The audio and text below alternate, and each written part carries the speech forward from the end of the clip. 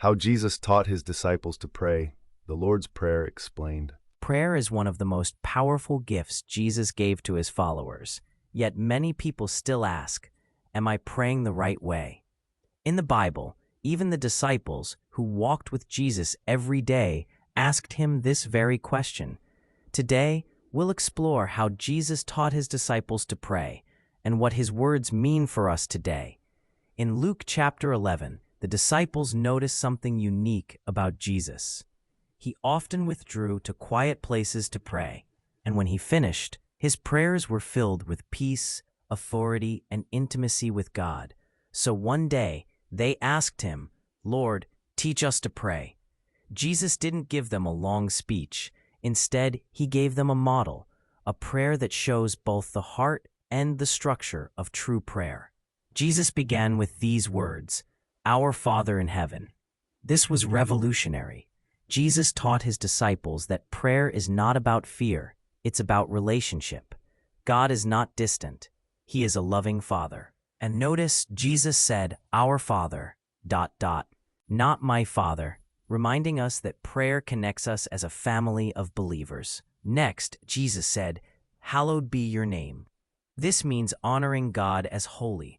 Before asking for anything, Jesus taught his disciples to worship, to acknowledge God's greatness, power, and holiness.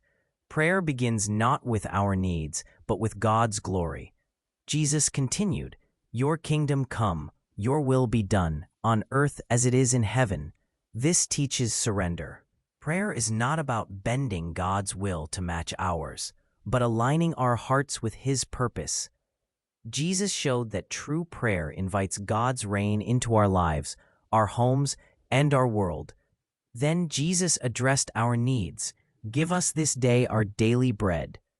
God cares about our daily struggles, food, work, health, and provision.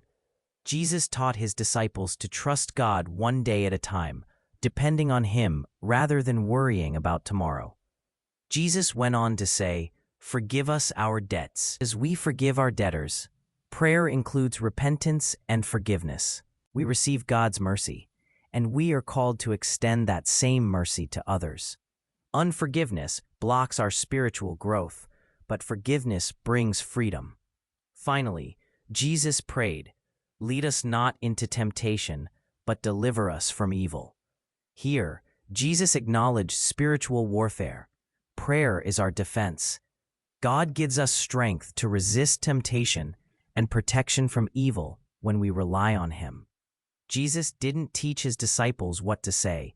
He taught them how to pray. Prayer is about relationship, not ritual. Worship before requests. Trust instead of fear.